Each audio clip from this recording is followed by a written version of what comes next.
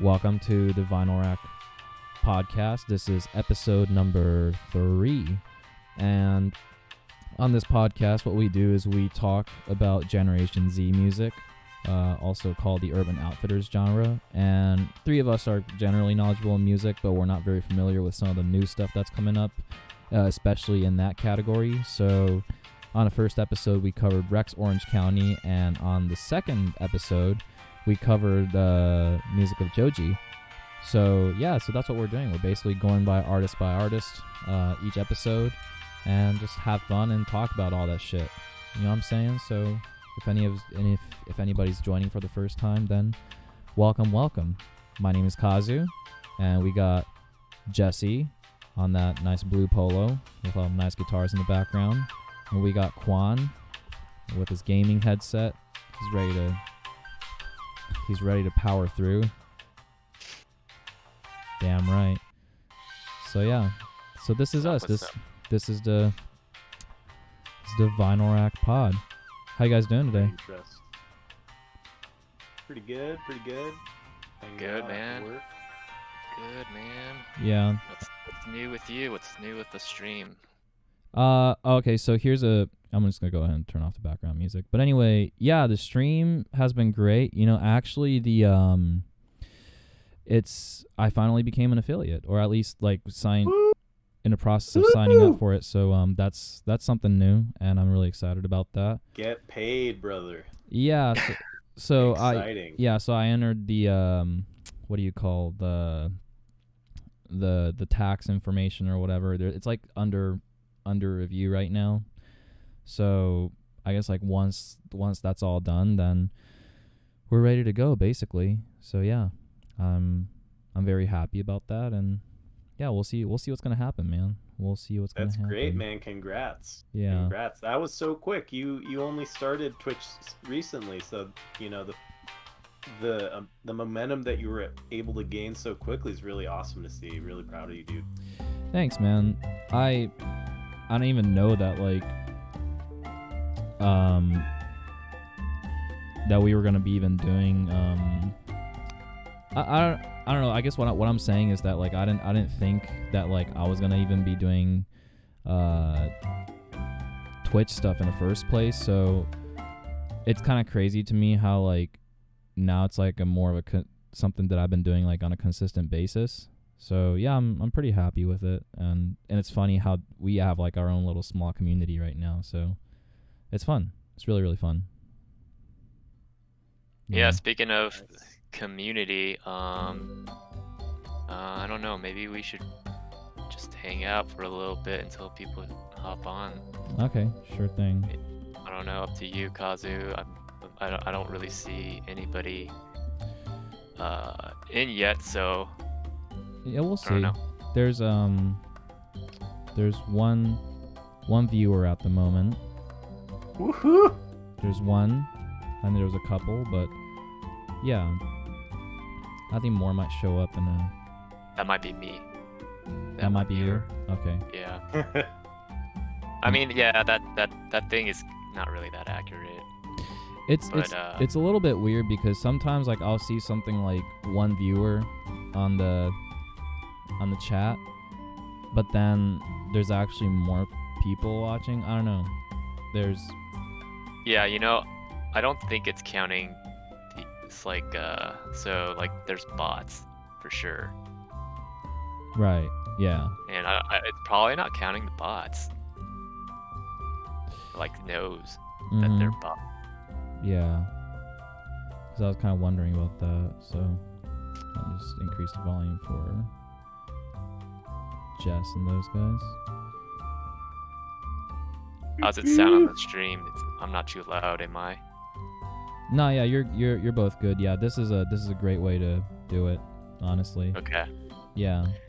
I don't know if you heard, Jesse, if you listened to our last podcast on YouTube. Oh, were our levels off a little bit? Dude, my level is through the roof. I'm kind of down for that. I want some piercing Kwan there. Dude, I'm not. I hate my voice.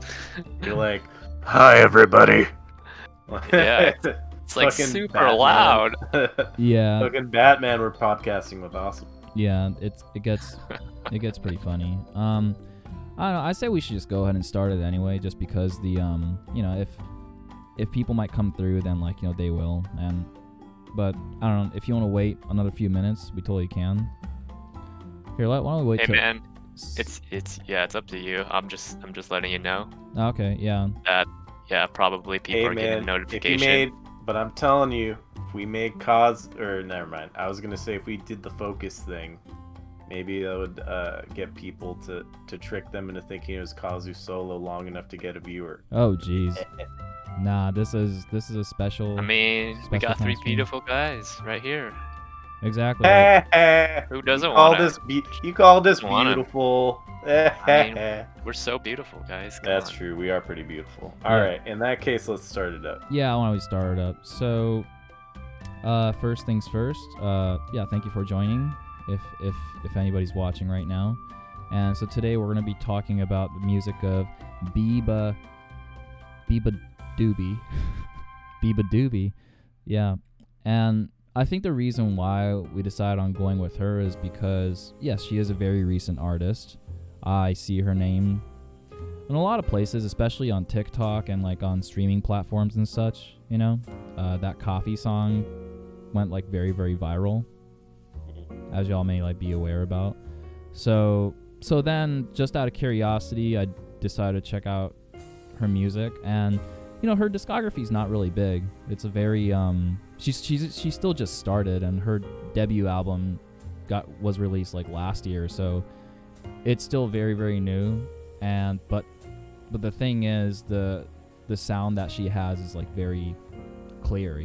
She got that 90s vibe going like really, really hard, and I think she's trying to like bring that back, which I feel is really interesting. So before I move on and maybe talk a bit more about her, let's just get some like first impression on her music. But maybe start off with like Jesse. What was your how did you feel about Beabadoobee like on your first listen? Yeah, so I guess this is I have to do like a little disclosure because I actually I was on TikTok, I think last year, and when I really kind of discovered her music, and it wasn't Coffee, interestingly enough, even though I had heard Coffee and I never really looked it up or was interested in that song that much. Yeah. But I heard on another viral video that featured one of her songs. That's when I heard "If You Want To." Yeah. That song, and it floored me. I was like, just from that little song clip that I heard on the TikTok video, I was like, whoa, like I really like the hook on this, and so that got me to kind of do some research regarding who the artist was and everything, what album it was, and I ended up buying the album. I like it so much. It's right there. I don't know if you can see it. Mm-hmm. And yeah, it's interesting because not a lot of Gen Zers are kind of doing the 90s thing, and doing it in a way that's like appealing, I think, to like someone that's into that 90s revival. Yeah. And I think she does. So like my first impression, anyways, going back to your original question of like what was my first impression, I guess to answer that question, I gotta say that I think it's like almost saccharinely sweet at times. It's like so twee, and it's so like heartfelt, heart on your sleeve, like talking about our crushes, which is perfect for the Gen Z crowd, which is why I think it gets lumped into this group of artists. Yeah. But then on top of that, like there is a little bit of maturity, and at least as far as how she arranges it musically to make things interesting and keep you kind of interested. Maybe not every single song, every single line, but as she matures album to album, I don't know if you guys listen to the last two albums in particular, just it's kind of like night and day. You really see her going into kind of like changing it up. But yeah. Anyways, back to the first question. My first impression, it's kind of saccharinely, almost twee, but it's catchy enough to keep me there, and there's a charm to it. It is charming. Yeah, I agree with you on that. It is sometimes like a little too sweet. I get what you're saying. Kwan, what about you? Yeah, I liked it. I think she's pretty, catchy. Like, I mean, I didn't really like dive deep or anything, but yeah, I heard like a couple of that most recent album, Yeah. Last Day or Fake It Flowers, Yeah. and I thought it rocked. I think I heard a little bit from her first album, Patched Up. Yeah. And it's like it kind of reminded me of like the sort of classic folk artists, kind of like very raw for the beginning album. Mm-hmm. The debut acoustic guitar, and then like going electric and like having like a more like rougher sound, which I thought was pretty cool. It didn't like feel very poppy like the I mean it was poppy, but just enough poppy, I think for my taste. And yeah, man, I think she rocks. I would be so down to see her live, and how she plays at like a club or a big stage or something like that. Yeah, seeing her show would be like pretty fun. Yeah, so she's 20 years old, and actually some of her like influences are very much like I mentioned in like the 90s lane. The first artist that she ever fell in love with was Elliott Smith.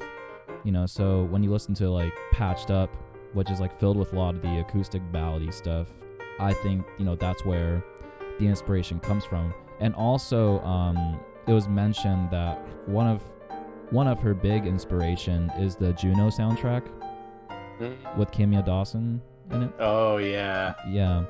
I feel that. I don't just hear that. Like, that's more than Elliot. I think that comes through a lot. Yeah. So it has like a really like hard, just like you said, twee indie vibe, and like so she listened to like a lot of other indie rock bands like Yeah Yeahs and Karen O, but I think currently with like her, I think she's going through like the phase of like listening to like 90s like indie bands and stuff like that. So like in the interview, she mentioned that she loves Pavement. She's actually a really huge fan of Stephen Malkmus, and it's one of her songs. Yeah, that's also one of her songs, and also I believe Smashing Pumpkins is one of her favorite bands too. And you could hear a lot of that on You hear a lot of that on the Faking Flowers album.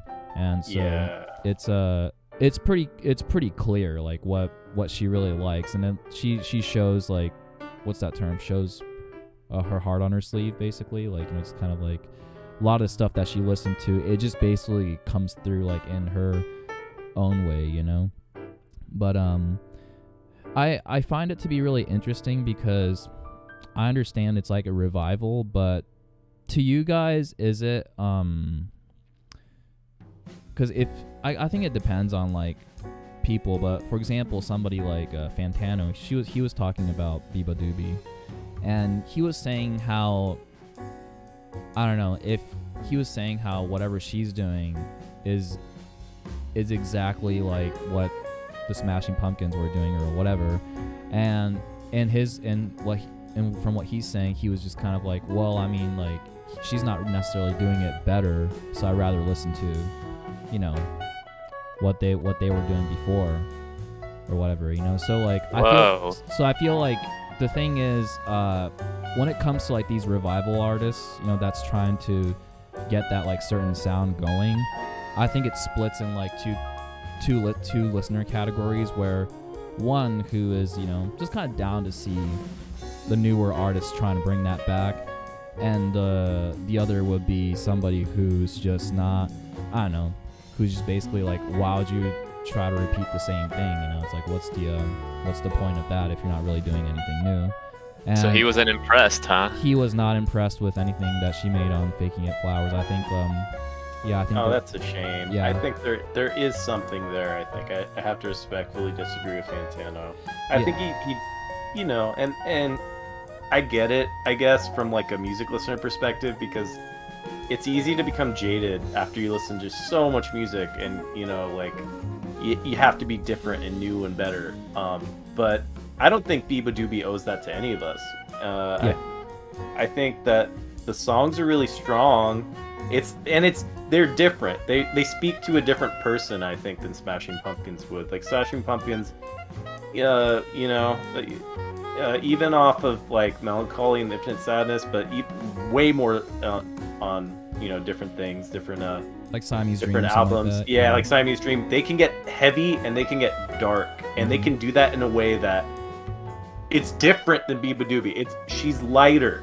It's a different flavor, Like she's a little bit more. She plays more of the open chords. It's a little bit more tinged with like a little bit of Lush, a little bit of Ride, with her chord voicings.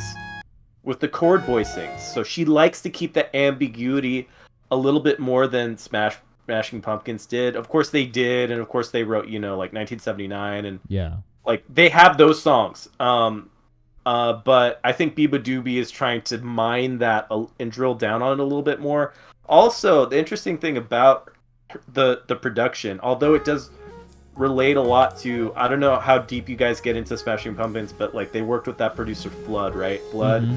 That he kind of made that shoegazing kind of sound, and like really just ran with it and made it big. Yeah. I think while she's keeping the bigness, I think that there's also some other stuff going on there in regard to like her sound. Yeah.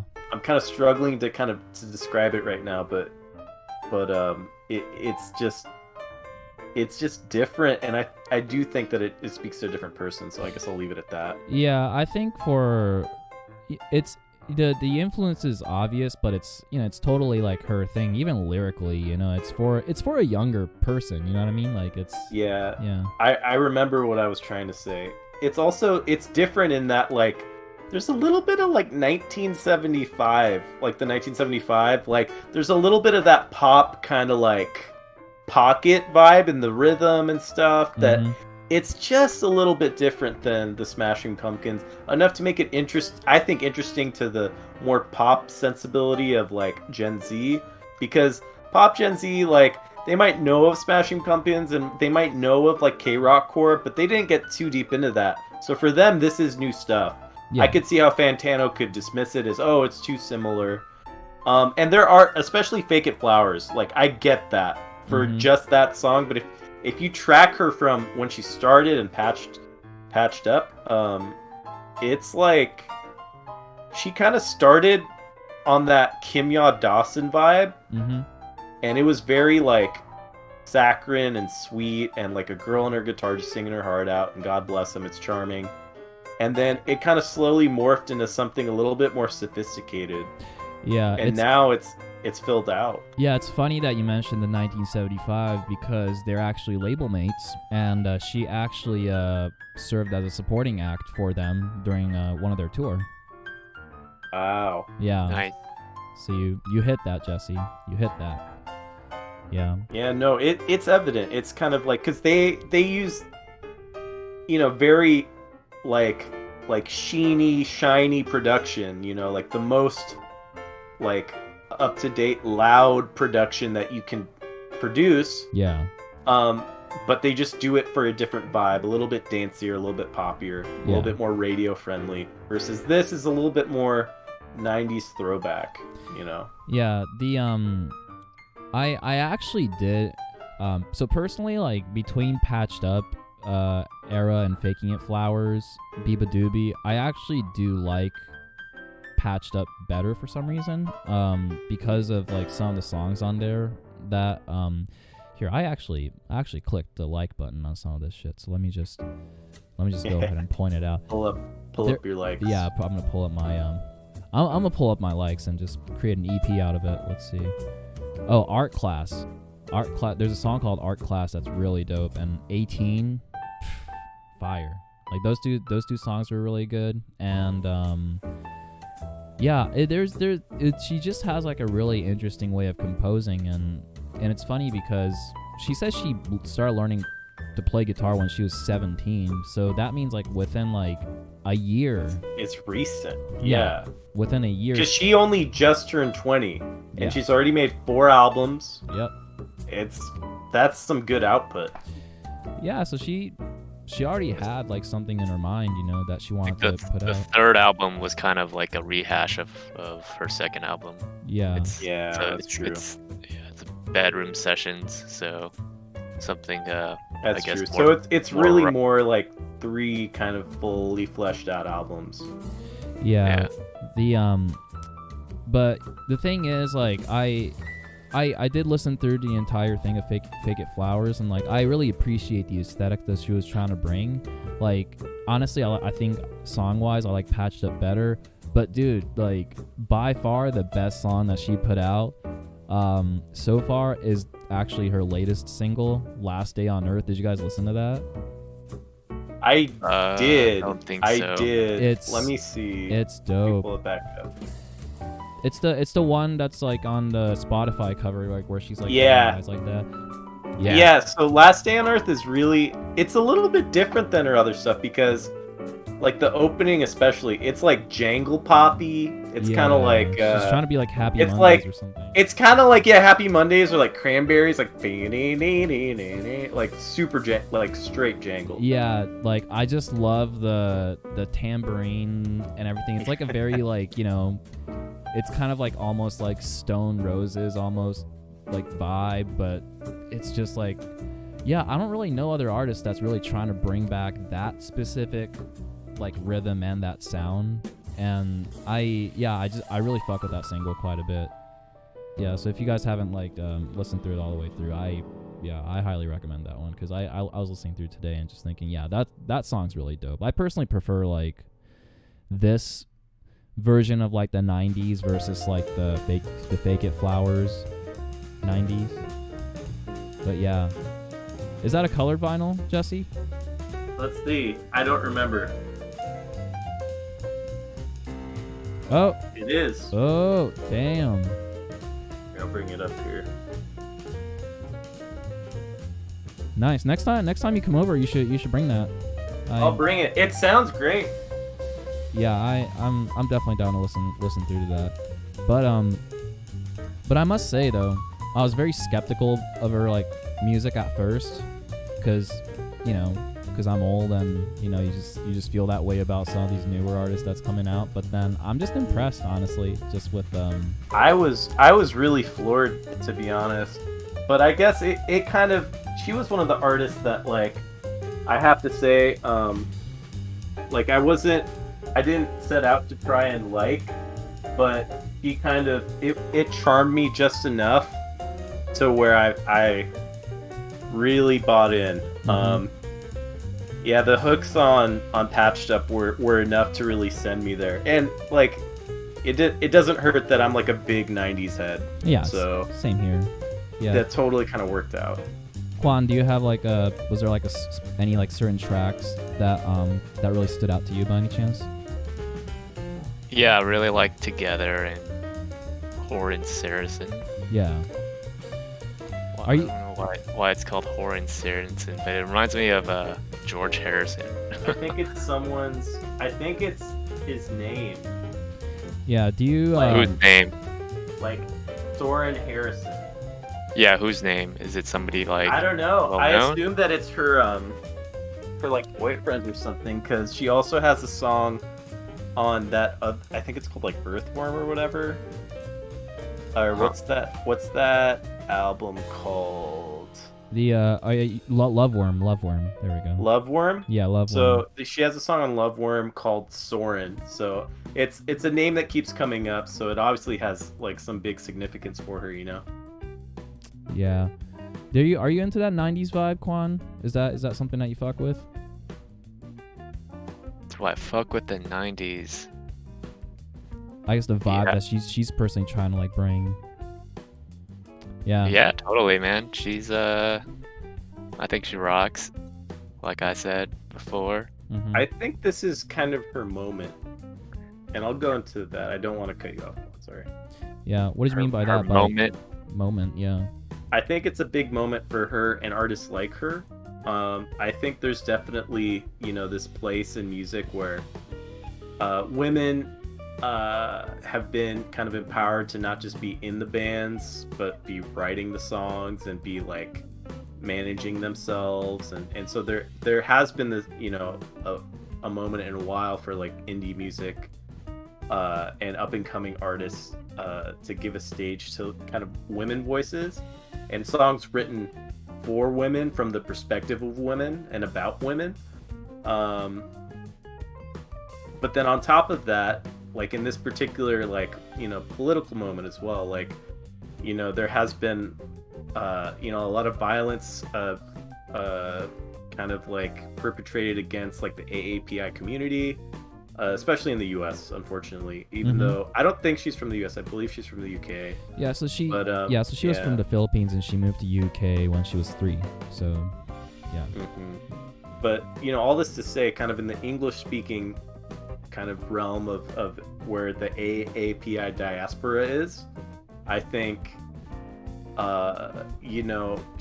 like AAPI voices are trying to be uplifted a lot in the discourse, not just in music but just across the board. And so there's been an outpouring, even before the unfortunate events and the violence that took place in Atlanta. I think there was already kind of a trend towards that. Like Disney was seeing that and trying to kind of make money off of that with like Raya and the Last Dragon. But I see that just across the board artistically as being a thing of there's starting to be more of an appreciation and and a recognition, I should say, from non-AAPI about kind of what they're bringing to the arts. And that's been really nice to see as someone that's always been kind of like a fan of that from the outside looking in. Yeah, I think like you said, like you're right about her being like the moment is. I think there's always been like an Asian American artist, in the music scene, but but now is like the prime time where you see people like Joji to Japanese Breakfast like publishing like a bestseller, and it's they're like at a focus of attention right now, and I don't think like Asian's been like represented like that much like until like maybe like today. I think, I don't know, it's I feel like we kind of talked about this last stream, with Joji, like we mentioned. Yeah, so I feel a lot of Asian rock stars coming to the forefront. Yeah, It's cool. It's a good time, man. It's a really good time.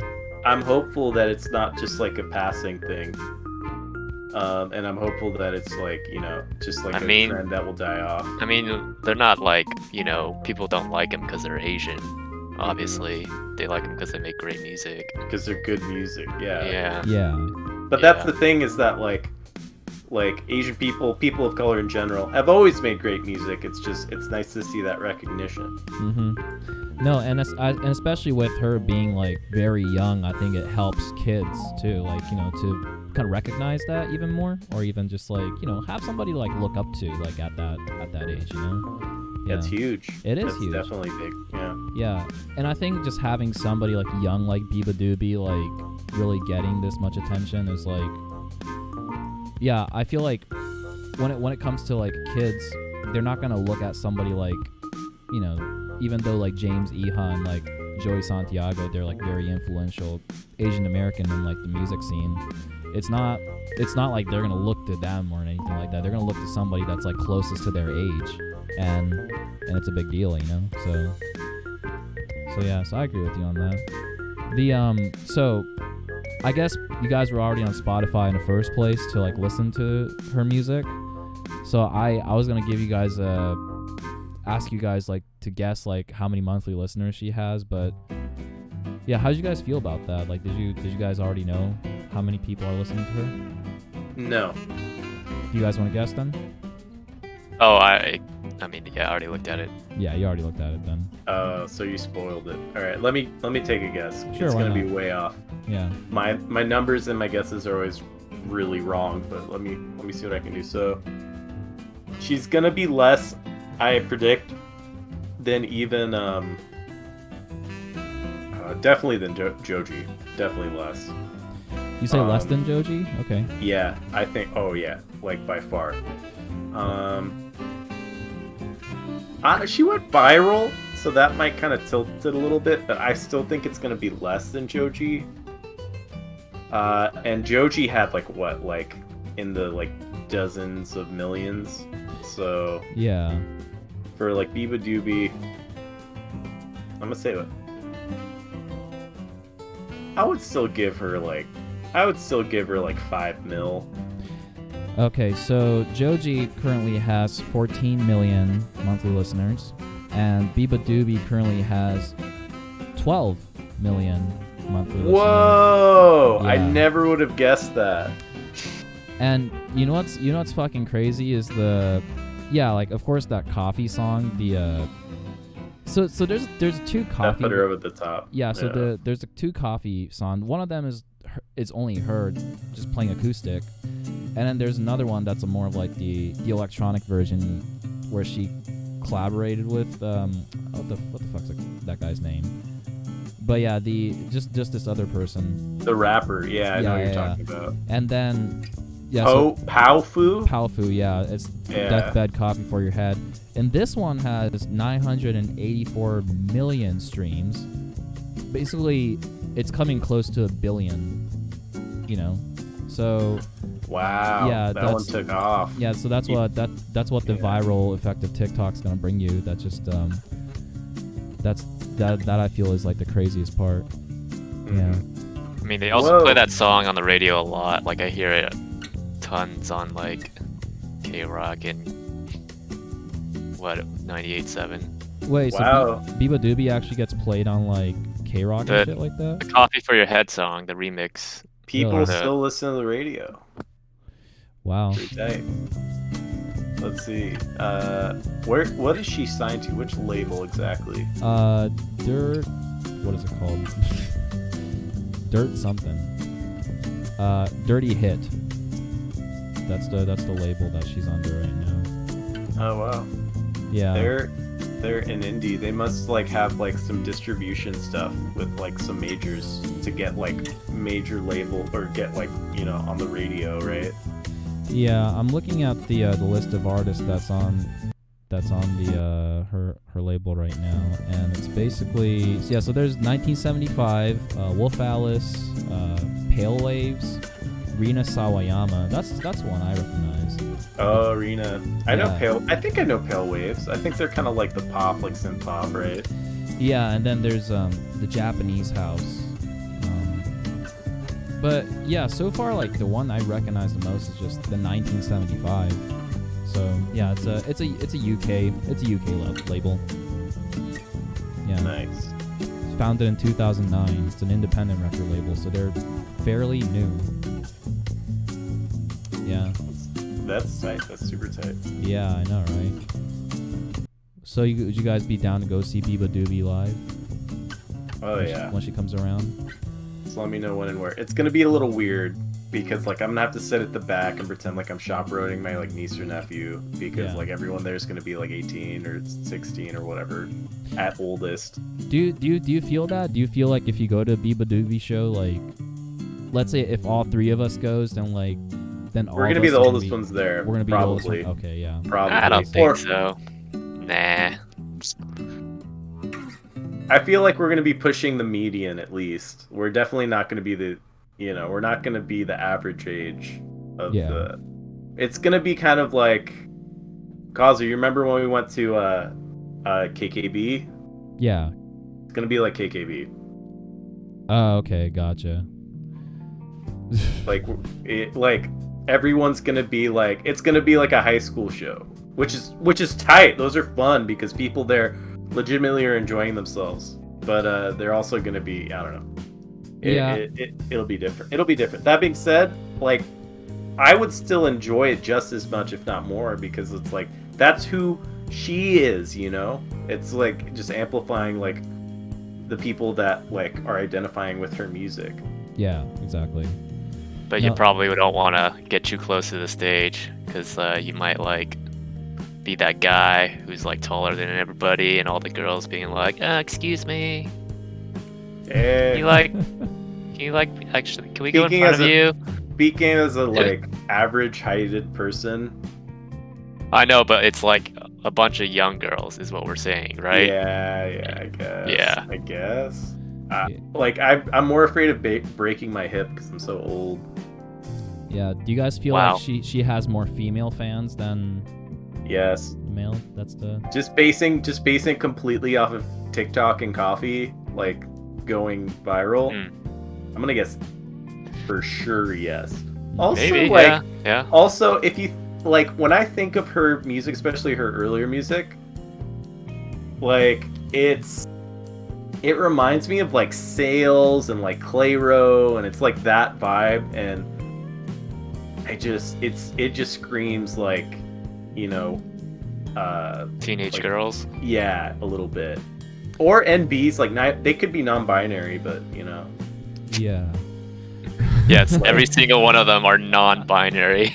No lie, like Clayro, like she's got the LGBT energy, and I'm not saying that Beabadoobee does. I have no idea where she lies in that kind of spectrum, but Yeah.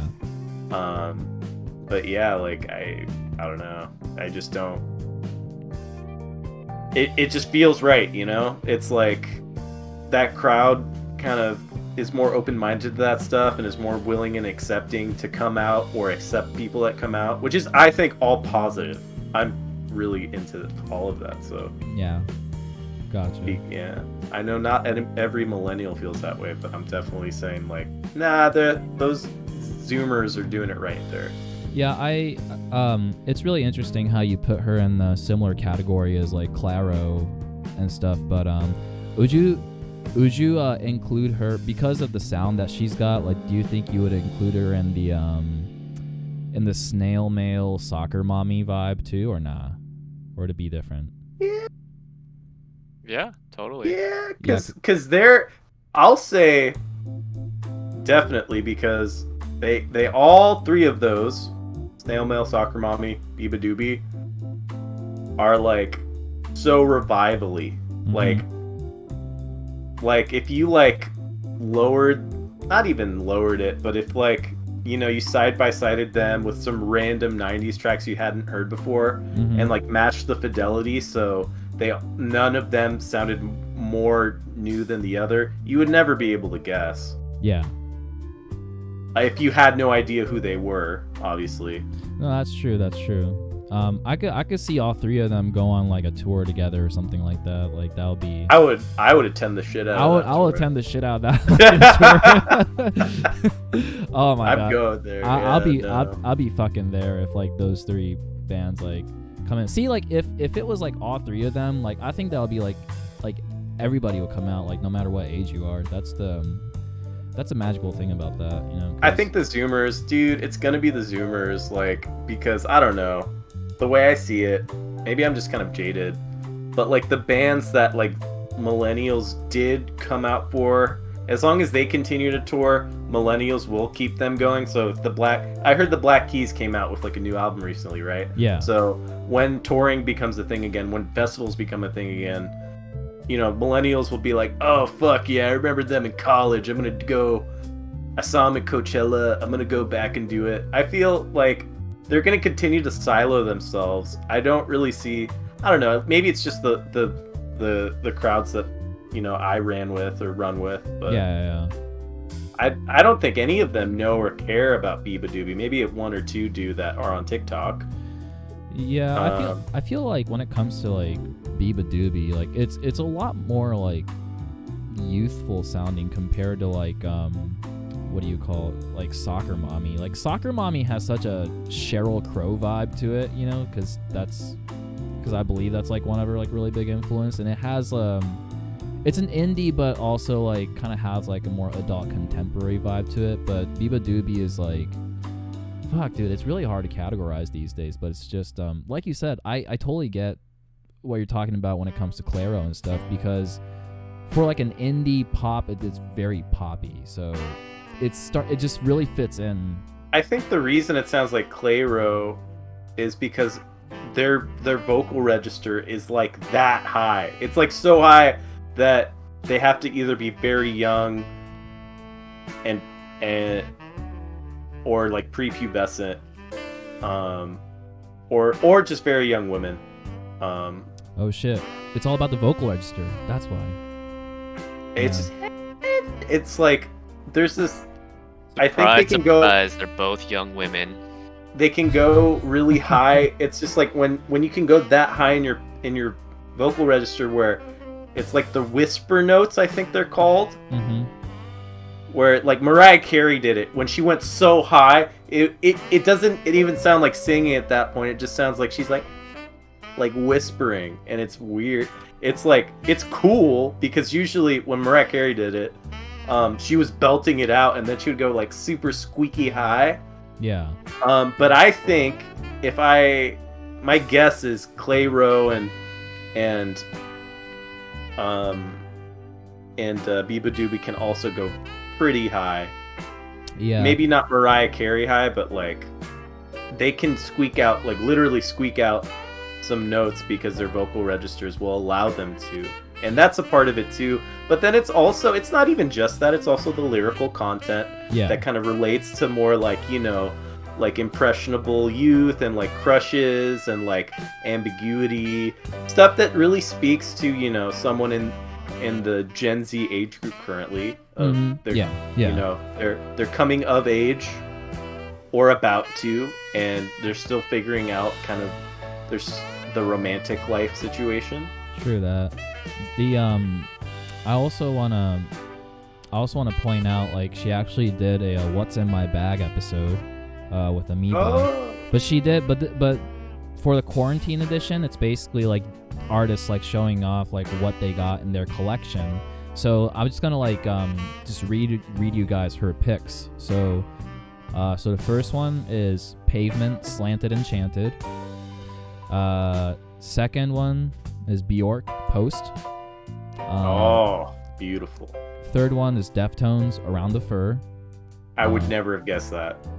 Yeah, and then the fourth one is Dinosaur Jr. You're Living All Over Me. And then fifth one, Elliott Smith, Either Or. And the last one, what can you guess? It's Weezer, the Blue Album. So yeah, nice. I just feel like everything in there is absolutely just encompasses like, all right, like it's kind of our stuff. Yeah, it's our stuff. Exactly. That's the 90s. Yeah, that's the 90s. It's good, the good stuff. Mm-hmm. Yeah, it's got great taste, man. Yeah, got great taste. When was that video made? Because honestly, that lines up a lot with like the sound of her last two albums, I think. Yeah, so it's October 26, 2020. So yeah, it's the same time when Fake It Flowers came out. Yeah, so this relatively recently.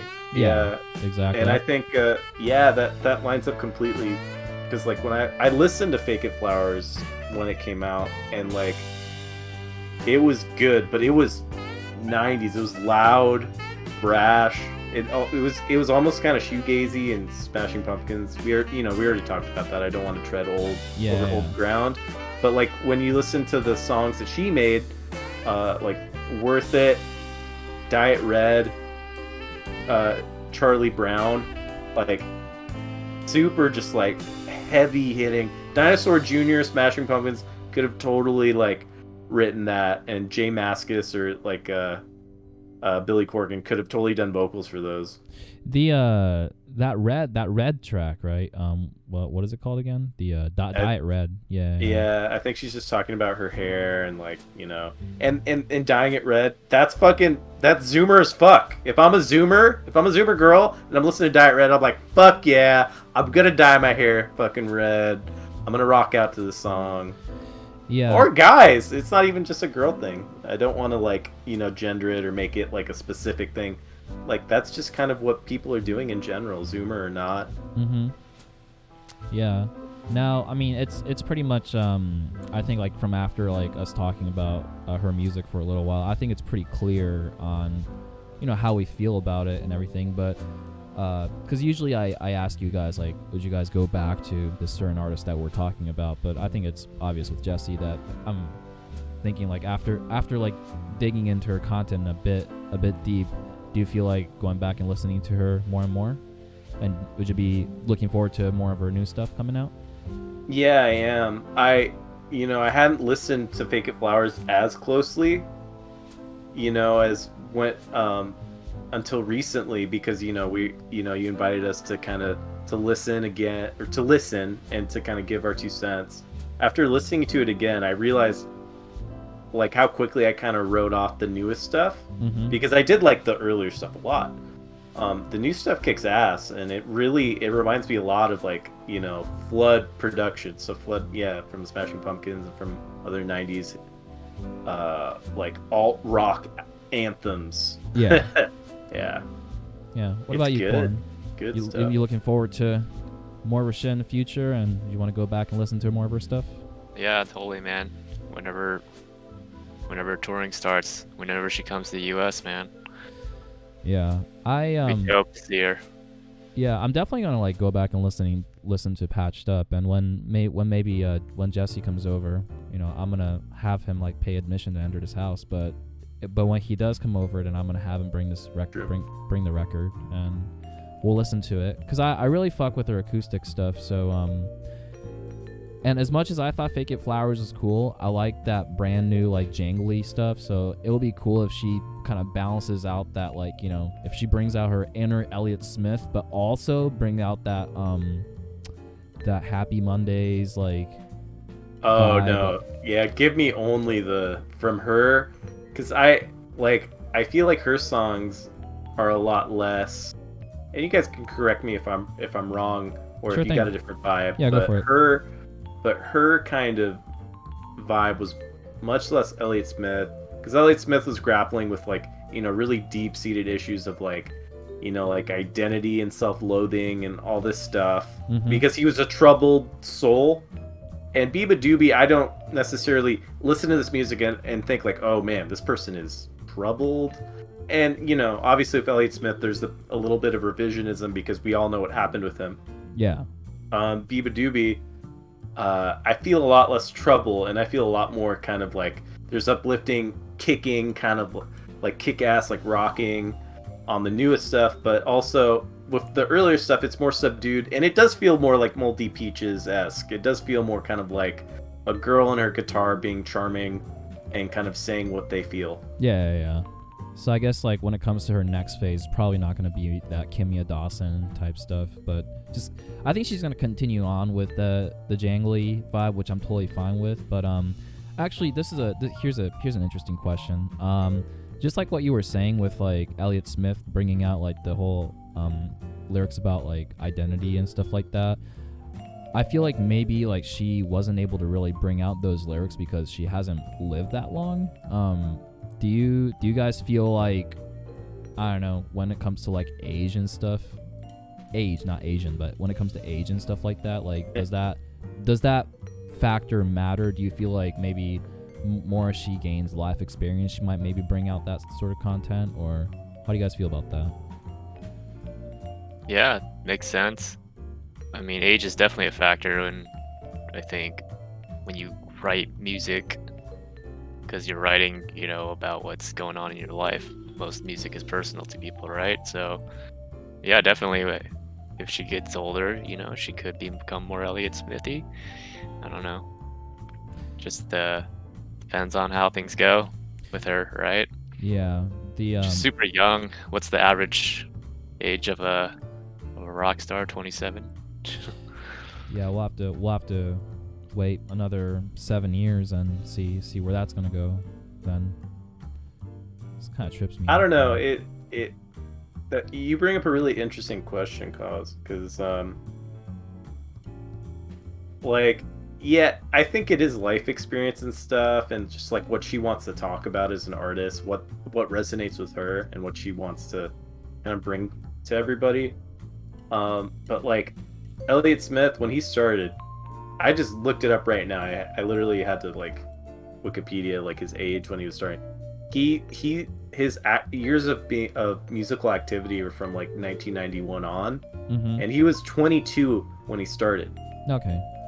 But like he was hitting like such like how do I say, like deep-seated kind of pensive like issues and the themes I mean, he was in his songs. He was like depressed, right? He was like he was clinically- extremely depressed. He was, struggling through addiction of not just like, recreational drugs, very heavy drugs like, like heroin and methamphetamine, which are very difficult drugs to struggle with addiction on. And so a lot of the heaviness that you feel in his songs, it like pours out the same way that with Beabadoobee, on the other hand of it, like her lightness, the levity, the kind of life affirmingness kind of pours out, the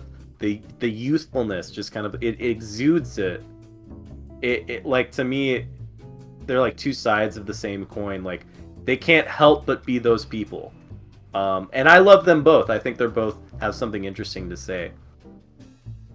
Yeah, I feel like what do you call social media definitely like pushed her music even more too. And like do you guys feel like as much as she made music like for herself, but also like along with the influences that she was, that which came from like a lot of the music that she loved, do you also feel like part of it comes in where because she got successful through social media, she wanted to make the music that fits, I don't know, you know what I'm saying, like that pushes that media even more? Like yeah, I know what you're getting at. I don't think she did that, but it's hard to be able to judge that, because I think what you're saying is, do you think her or other artists make art that technology will amplify? Yeah, exactly, yeah.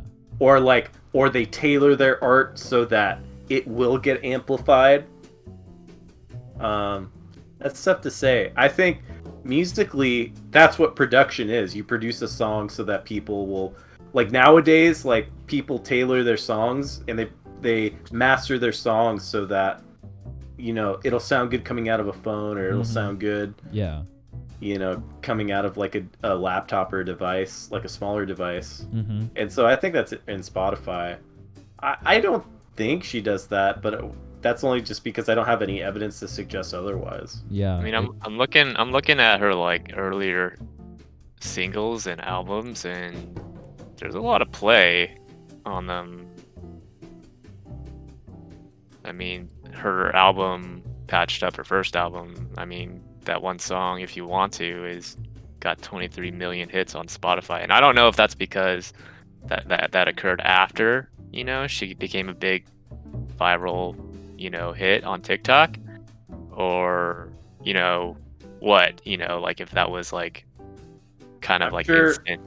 I'm sure it's because it doesn't tell you. It's directly related to TikTok, I'm sure. Yeah, maybe. And then like you look at her Moon song, her first single that came out in 2017. It's got 37 million. It's like, that's a lot. Like, I mean, even accounting, I guess, like her instant hit with Coffee, it's just like that's a lot of hits, I feel like. Yeah. And I don't know if that's necessarily because of her one song, Like, it sounds like I'm saying like she could be like one of those instant hit artists, like they just kind of like, like a one-hit wonder. No, not one hit, because obviously she's got a lot of hits. Yeah, but like I'm just saying like she was an instant hit as soon as she dropped. So I don't know, Kazu, if you like looked that far back into her like music career. I did. It's just that I don't want to necessarily assume that she's like an industry plan or anything like that, but no, and that's not what I'm saying at all. Yeah, I mean, are you saying that I'll say it for the hot take. No, I won't. I don't actually feel that way, but you're talking about like, I mean, but here's the thing though, is that once a song gets out, coming from like a popular artist, I mean, even with like their like older stuff, it's really easy for them to get like a lot of plays, and so yeah, no, for sure. So I don't know, maybe like somehow she got in the algorithm of like Spotify or something like that. Yeah. It's just that like it's consistent with hers. Oh, that's what you're saying. The consistent. Okay. Right. Yeah. Like sense. Patched Up, it's not even like one song. yeah, Every single one of her songs has over 1 million hits. Yeah. True. That. And I'm looking at, I don't think, like Patched Up, her second album. Oh, sorry, Loveworm. I mean. Yeah. Mm-hmm. That's got each one of those songs has over 1 million. And then even her bedroom, her bedroom sessions, Loveworm, that's close to 1 million. So like she's definitely not like a one-hit wonder kind of thing. It's like it just looks like she's like consistently writing good music for her fans.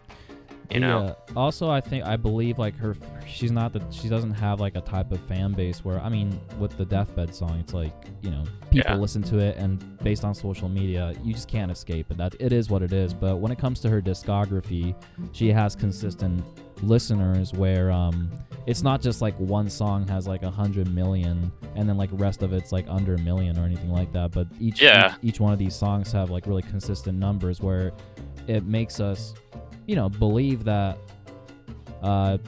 she actually have dedicated fans that likes to listen to all her shit instead of just having like listen to like one or two songs. So right. Yeah. And like that that Coffee song's got a billion hits, right? Almost 1 billion hits, right? Yeah.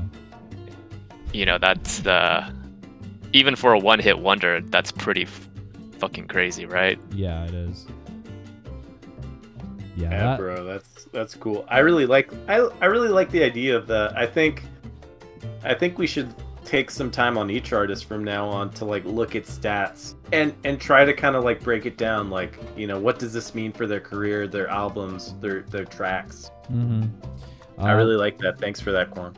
Yeah, I think this means that or first of all, when people go to their show, everybody's gonna know all the songs. Which is a good sign. It's not like because I've been to I legit been to shows where people like just hear like that one hit song and straight up fucking leave. Like I've seen that happen before, So like, oh, that's the worst. Yeah.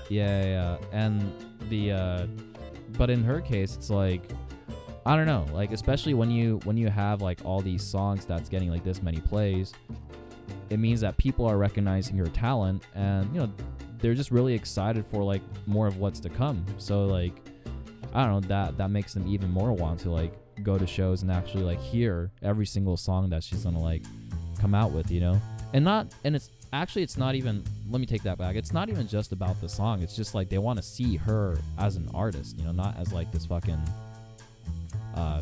just this machine that just makes like these hit songs or anything like that. Because technically, like, what is like a hit song of her that's like, because like I feel like the Coffee Deathbed song is like outside of that box, and I feel like everything else is like a very consistent list of like, it's just like a good playlist. That's how I kind of look at it, So I don't know. It's not. I wouldn't really put her as like a one-hit wonder or anything like that. Like you said, I think Kwan makes like a really good point that she's a very consistent artist. Yeah, it's consistent. It's like I think one-hit wonder is definitely the wrong take for her. A breakthrough artist. I think that's the better kind of like headline. Yeah. Do you feel like Eddie would like her? Yeah, because she has a song that says, "I wish I was Stephen Malkmus." It's true. Eddie's our friend. He's a huge Pavement fan, but also he's a bit of a contrarian. So like sometimes I feel like, what if he likes some of these artists or not? But then, yeah, I think he might fuck with Beabadoobee. If we don't tell him that she got famous off of TikTok, he might. But if we tell him that she's famous off of TikTok, he will instantly eject. Eject it. Yeah. Yeah. Wow. Hey guys, I wanted to. I think we missed it a while ago, but on the chat we got Patito Quack Quack, our friend. That's right. And we got four viewers right now, and I just wanted to say thank you for coming in. We're currently talking about the music of Beabadoobee, and yeah, it's been a lot of fun. Welcome to Vinyl Rack, guys. But he's like, yeah, Petito says, "Damn, I'm still at work." I don't know if he's still. I wonder if he's still like listening in right now. But yeah, that was a while ago. But if you're still listening, say hi. Yeah, Danny, thanks for coming through, man. Thanks for coming through to yesterday's stream. I really appreciate it. If you were live right now, we'd be rating you, but we'll see. Yeah.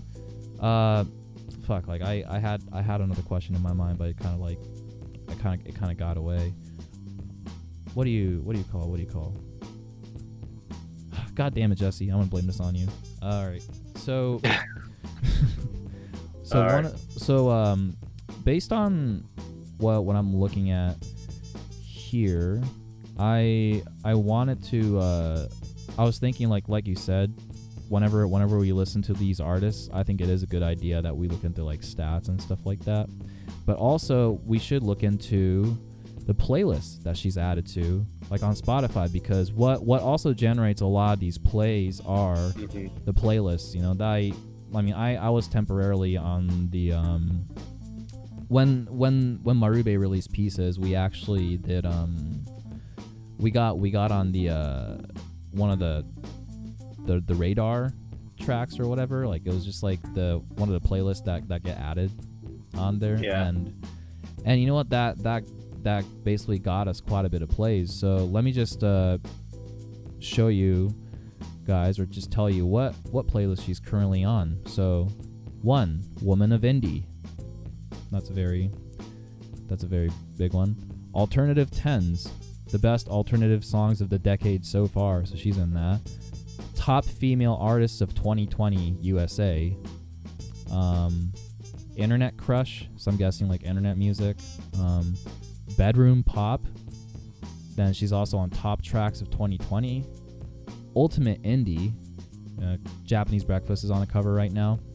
Alt now, so that's like, you know, like alternative music of nowadays, like you see Coldplay on the cover. Then there's Lorem, I don't know what that is, but Olivia Rodrigo's on there.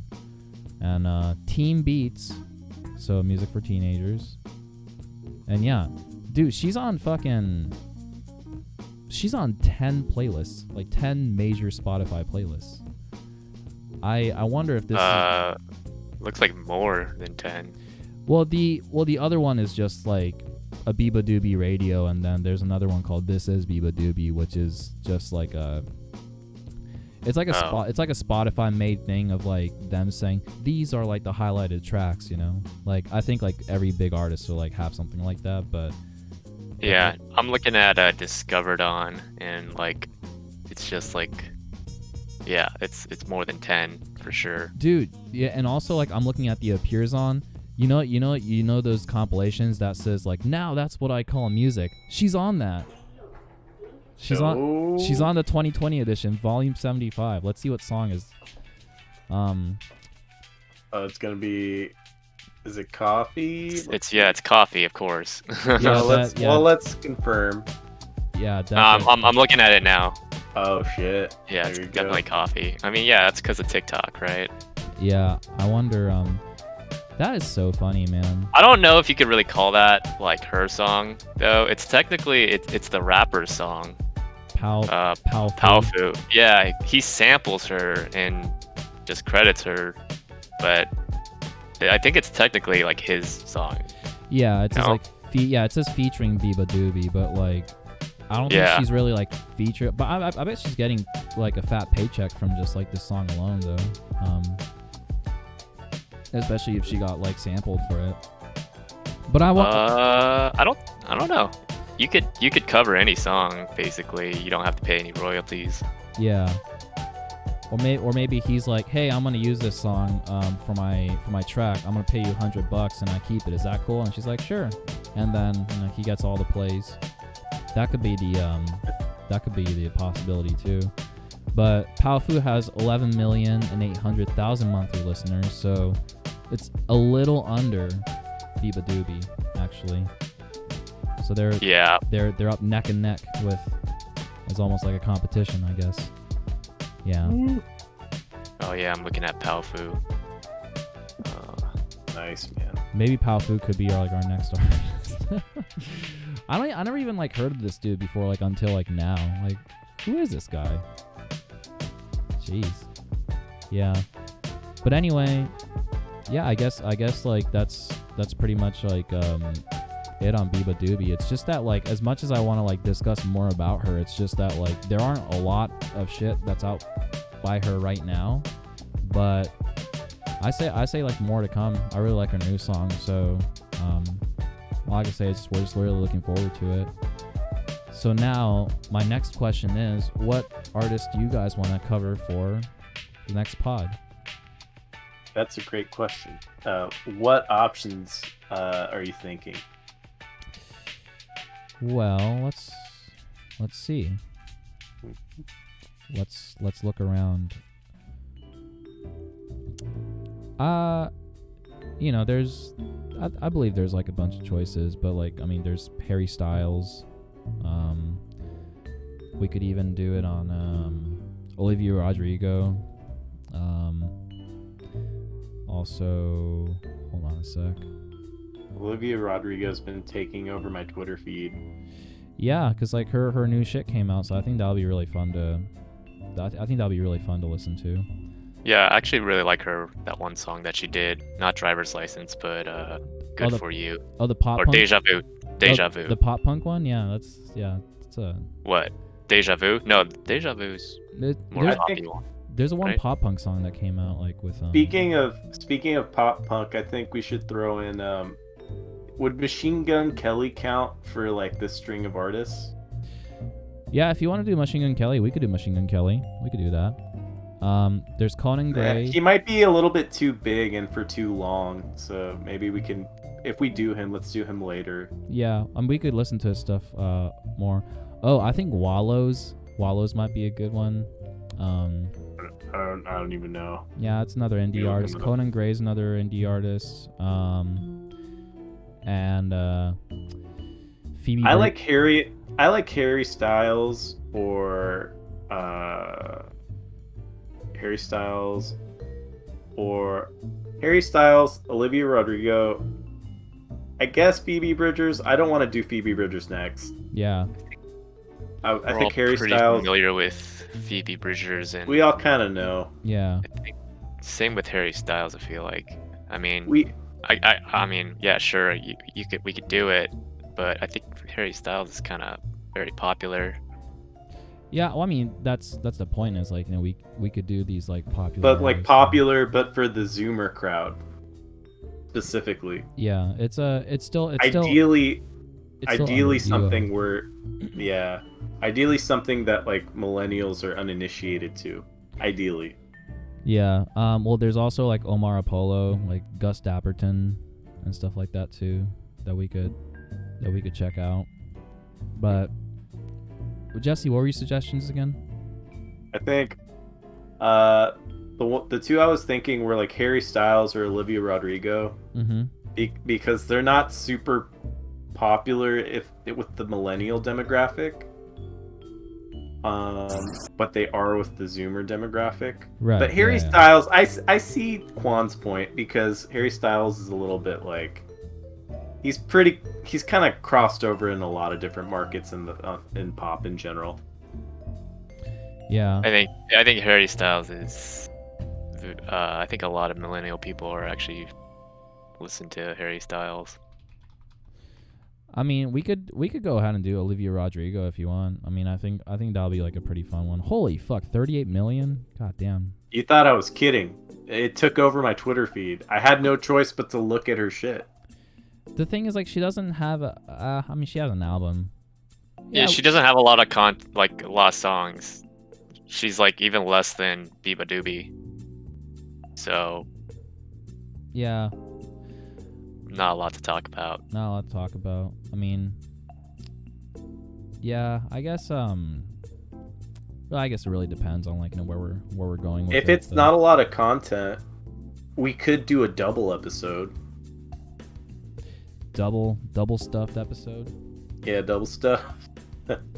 With like two with two artists, just like with neither of them have like a ton of content, but it's enough. But we could talk about them for like an hour and a half at least. Yeah, that's true. I mean, we did talk about Beabadoobee for close to an hour, so I mean, like, I think that was like she had like a solid amount where like we were able to discuss like pretty good stuff. So I'm glad that we did it on her, because I've always wanted to like discuss it on her anyway. So how about this? Oh, I just touched a mic. Why don't we do it on Olivia Rodrigo and Wallows? I feel like Wallows is like a very big Urban Outfitters / like. So the reason why I'm saying Wallows is because it's actually, so the band consists of the dude from that TV show 13 Reasons Why. Oh, funny. Yeah. So it's that dude's band, and yeah, I don't know. I think that'll be like a pretty interesting one. I think he's currently dating like that girl from The Regrets and stuff too. So like they're like a indie couple in a way. Nice. Yeah. But I haven't listened to like their music much. I mean, they've done stuff with Claro too. Oh, actually, Claro's not a bad one too. We could do like one whole episode on Claro if you want. I haven't really listened to her songs that much. I'm trying to think if I've heard of anything. But she went TikTok famous too. Yeah, no, she's a huge artist now. But I just anyway, really know Sophia. That's all. Yeah. Anyway, yeah. I guess we're just gonna have to like discuss that and see where we're gonna go with it. But Sounds good. all right, sounds good then. All right, cool. So we're gonna go ahead and end this stream by rating Synthesizer Sam while he's playing the game Forest, because that guy is he's cool. He got me onto not TikTok, but he got me onto Twitch, and we're gonna help him become an affiliate now. So let's see what's gonna happen. But anyway, thank you for tuning in to this episode of Vinyl Rack. Episode 3, it will be uploaded on YouTube later. I'm gonna upload my tier list shit too. So yeah, fuck yeah. Another one in the can. Thanks, boys. Another one in a can. Thanks, guys. Here, let me go ahead and raid. And starting now.